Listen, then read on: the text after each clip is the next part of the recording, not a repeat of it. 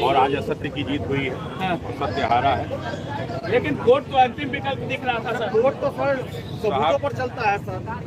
सबूत जो भी हों, हाँ, जहाँ पे भ्रष्टाचार हर जगह व्याप्त हो, वहाँ पे आप इससे बेहतर और कुछ निर्णय की आशा नहीं कर सकते। आज के बाद से मैं कोशिश करूंगा कि अपने छात्रों को कभी यह न पढ़ाऊं क्या नहीं पढ़ाइएगा?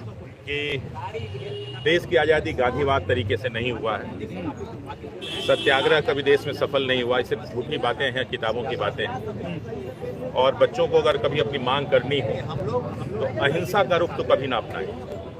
हम लोग अपना के हार चुके हैं और शायद इतिहास में कुछ लोगों को झूठे आगे बढ़ा दिया गया। अगर शायद मैं सत्ता में होता तो महात्मा गांधी की मूर्तियों को हर जगह से हटा देता। सर क्योंकि ऐसे व्यक्ति की जरूरत नहीं है इस देश में। उनके सिद्धांतों की जरूरत नहीं है, सत्याग्रह की जरूरत नहीं है, सत्य की जरूरत नहीं है और अहिंसा की जरूरत नहीं है। हम लोग की संख्या इतनी थी कि हम लोग चाहते तो चाहे 29 तारीख हो, चाहे 6 दिसंबर हो, चाहे 30 हो, पुलिस हमारे सामने टिकती नहीं। लेकिन हमने शिक्षा हासिल की है, जो संविधान पे हमें भरोसा था, वो भरोसा आज हम लोग का टूट गया।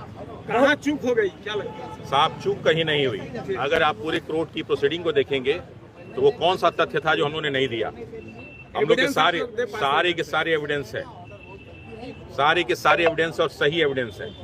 लेकिन समस्या यही है कि हम सरकार के हिस्सा नहीं है और हम भ्रष्ट प्रशासन व्यवस्था के हिस्सा नहीं है, और इसके कारण हम लोग हार रहे हैं। और जो अंग्रेजों ने पूरी की पूरी व्यवस्था बना रखी थी, अभी वो चेंज नहीं हुई, वो अभी भी गलत के साथ है और आज भी गलत के साथ रहेगी।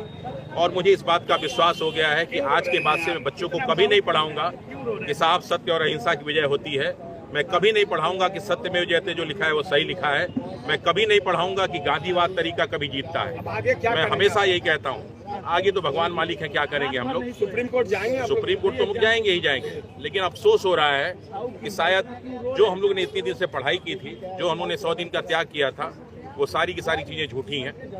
और आज के बाद मैं ये प्रयास भी करूंगा कभी सत्याग्रह और अहिंसा की बात बच्चों के सामने न करूं। बाग में आप लोग का धरना आंदोलन चल रहा था, वो देखिए, चूंकि हम लोगों ने पढ़ाई इतनी की, हम लोगों ने संविधान को पढ़ा, बाबा साहब अम्बेडकर पे भरोसा किया और उसके लिए हम लोग संवैधानिक तरीके से लड़ते रहे।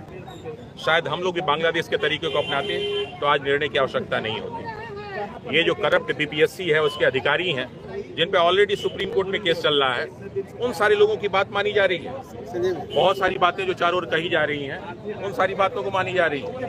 खैर, लड़ाई है, लड़ेंगे हम लोग, कोई दिक्कत नहीं है। देखते हैं कब तक हम लोग हारते हैं।